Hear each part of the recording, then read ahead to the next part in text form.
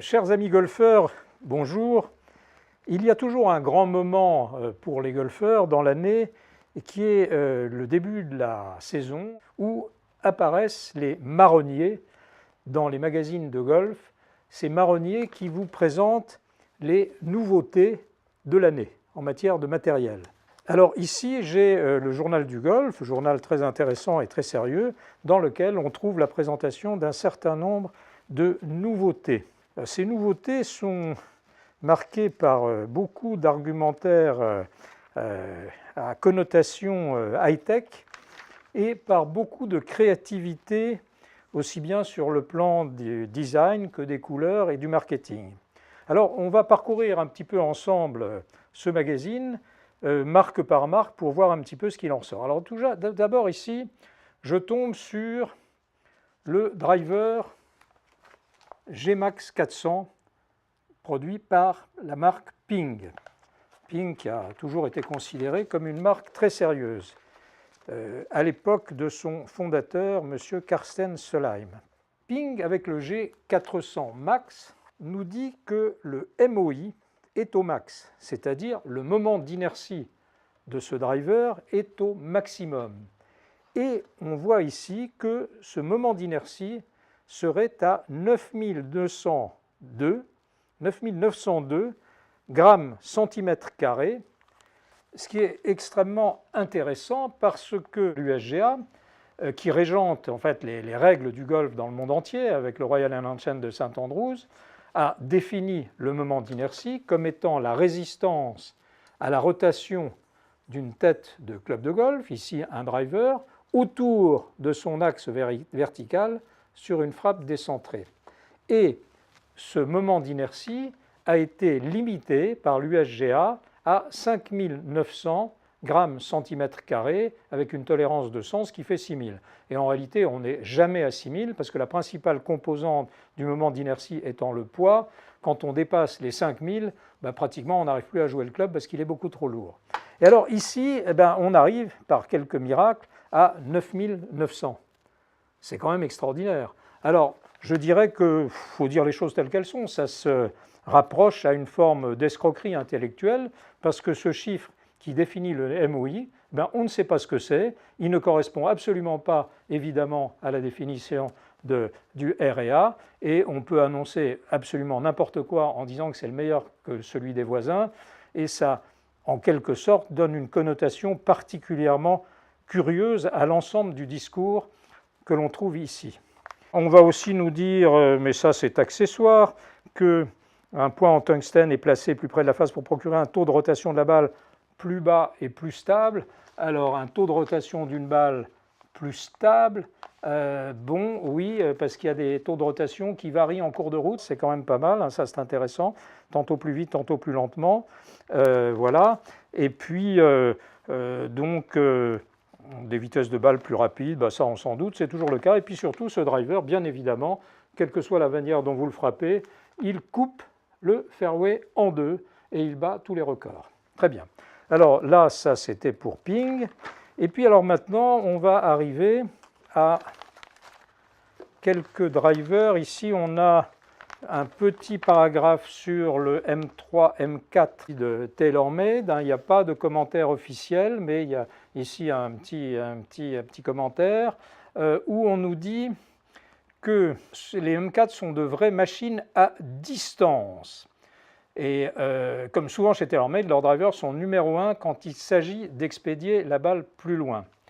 Et un petit peu avant, on a ici un monsieur qui se dit maître club fitter, maître de quelle maîtrise, attribué par qui, on ne sait pas.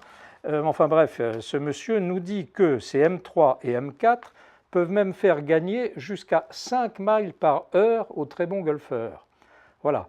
Si vous savez centrer la balle, ce sont de vrais lance-missiles. Alors, si un driver à lui tout seul permet de donner 5 miles par heure de supplément de vitesse de swing, je peux vous dire que c'est un vrai miracle, parce qu'à partir du moment où la tête a un poids donné, le shaft a un poids donné et l'ensemble une longueur donnée, il n'y a absolument aucun sortilège qui permettra d'aller plus vite pour un golfeur à l'arrivée sur la balle. Alors évidemment, on peut rallonger le driver d'une inch, 2 inch, 3 inch, 5 inch, ça pourra aller un peu plus vite, mais à ce moment-là, on ira directement dans les arbres.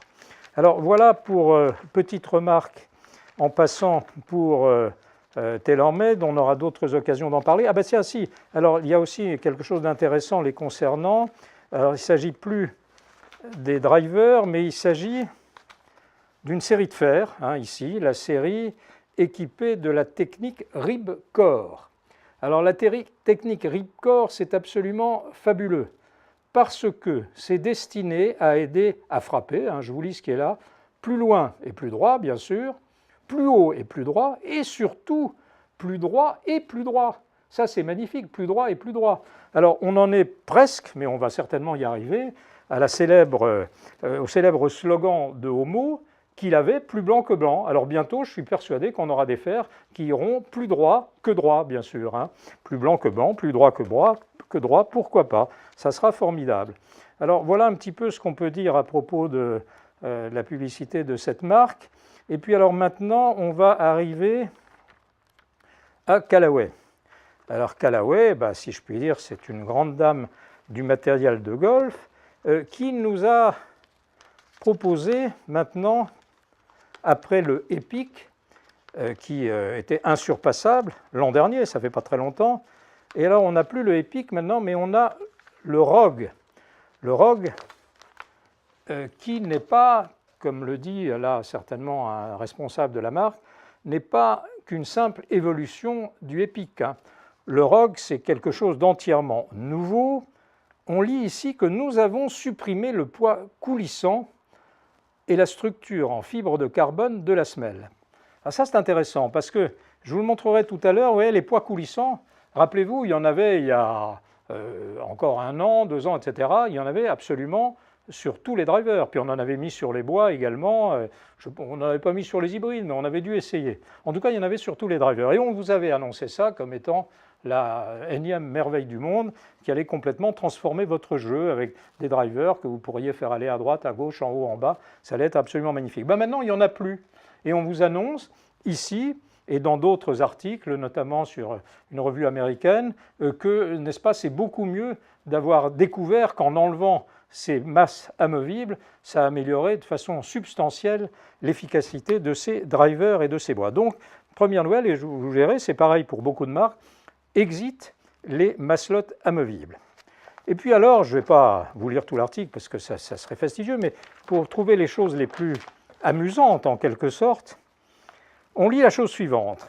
Si votre swing atteignait 158 km/h, par exemple, vous pourriez maintenant frapper à 161 km/h avec Rogue, sans effort supplémentaire. Dans un tel cas, votre vitesse de balle augmenterait de 1,5 fois, soit environ 5,6 km/h de plus, ce qui est très significatif. Ça pourrait augmenter le rendement d'un golfeur de 4,5 à 5,5 mètres sur le départ. Alors, pourquoi cela? Eh bien, soi-disant à cause de la forme extraordinairement aérodynamique du driver. Rogue, qui a été travaillé avec Boeing. Rappelez-vous qu'il y a quelques années, on avait travaillé chez Callaway avec Lamborghini, mais maintenant c'est avec Boeing.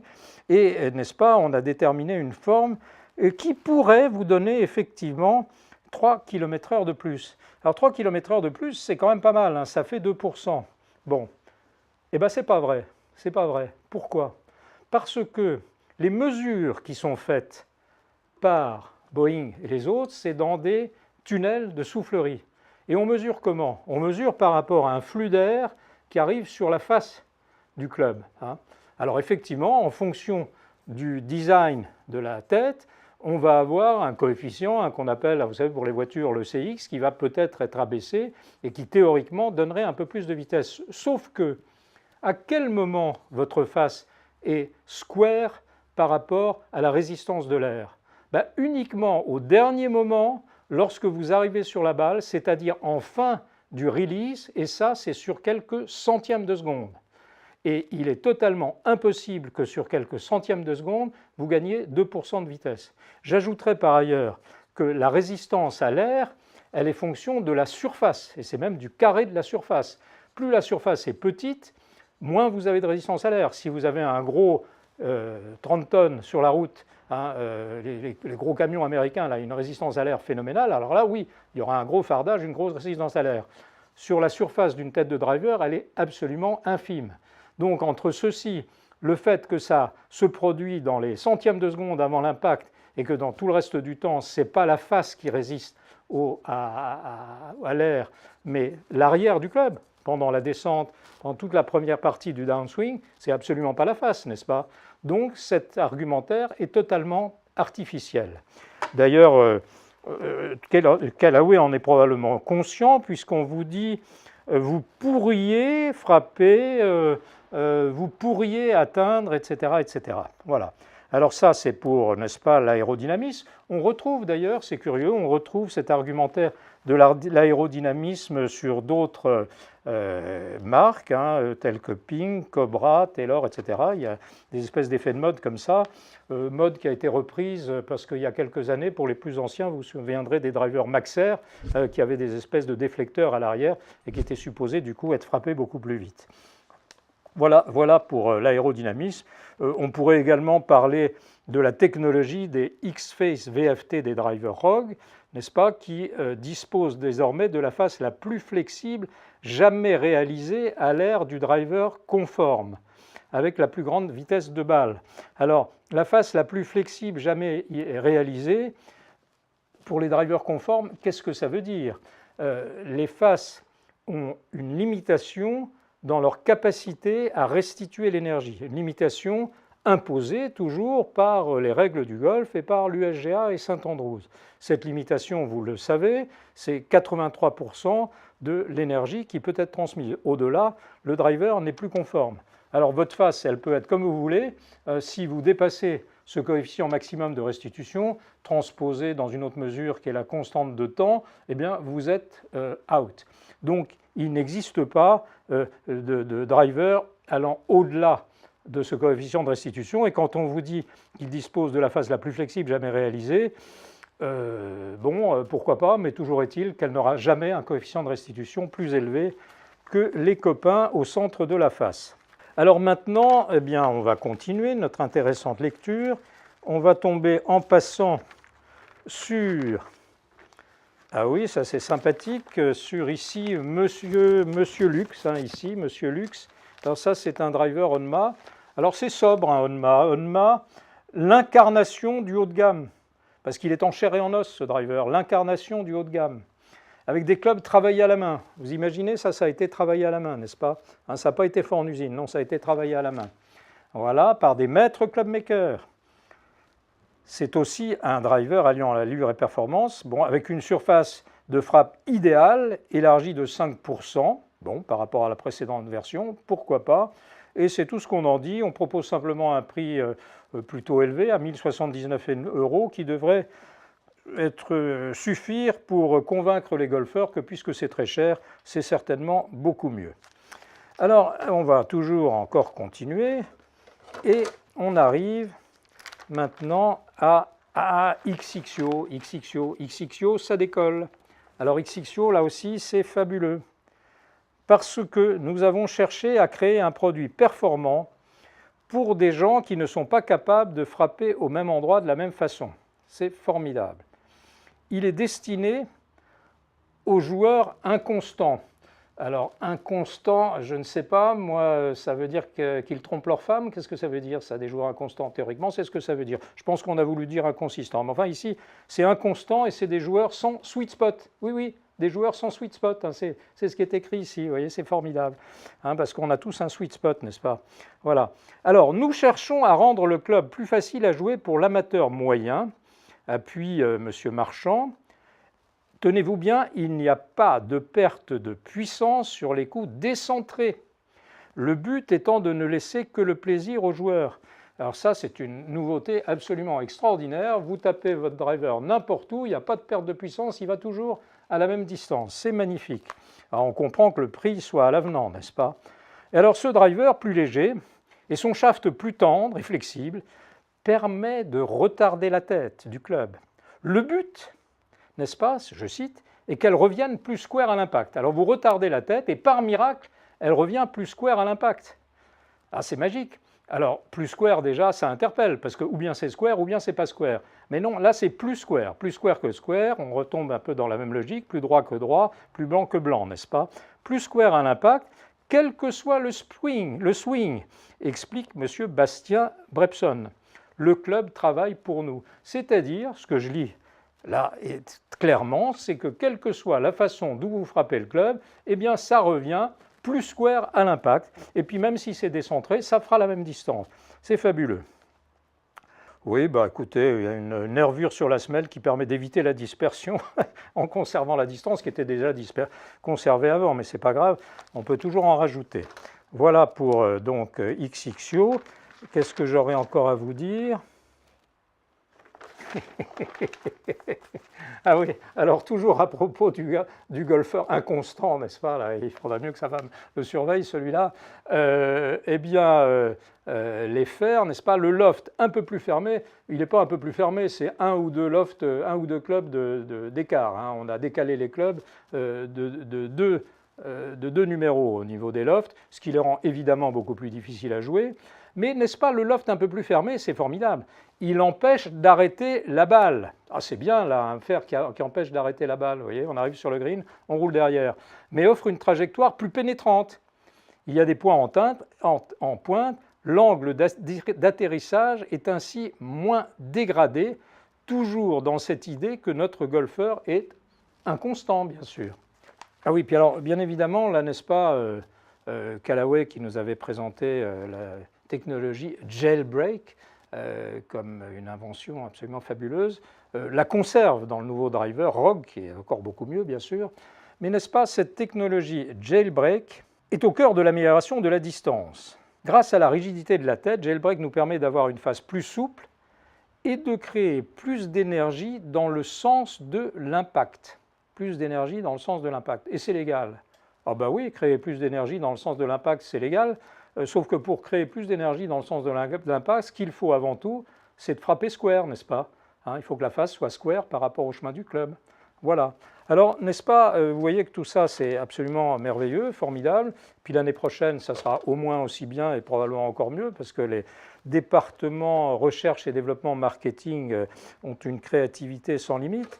Mais vous voyez, quand vous faites un driver de golf, vous voyez, il y a un certain nombre de possibilités sur le shaft, sur l'angle de la face, sur la longueur, sur le poids, sur le profil. Alors, voyez-vous, si vous combinez toutes ces possibilités, et encore, je les ai limitées, vous arrivez à un total de 1 540 440 combinaisons. Dans la pratique, dans un magasin, vous ne les trouverez jamais, toutes ces combinaisons, parce que les différents paramètres sont beaucoup plus restreints que ce que vous avez ici. Mais ça vous donne quand même une idée. Ça veut dire quoi? Ça veut dire que si vous sortez d'un magasin avec un driver qui vous convient, eh bien, purement et simplement, c'était votre jour de chance. Alors précipitez-vous au bar tabac du coin, achetez un billet de loto et peut-être que vous aurez également de la chance. Merci de m'avoir écouté et bien entendu, si vous avez quelques questions, n'hésitez pas à vous rendre sur notre site golfandswing.com ou sur notre page Facebook. Bien entendu, je serai très heureux d'y répondre. À bientôt, merci.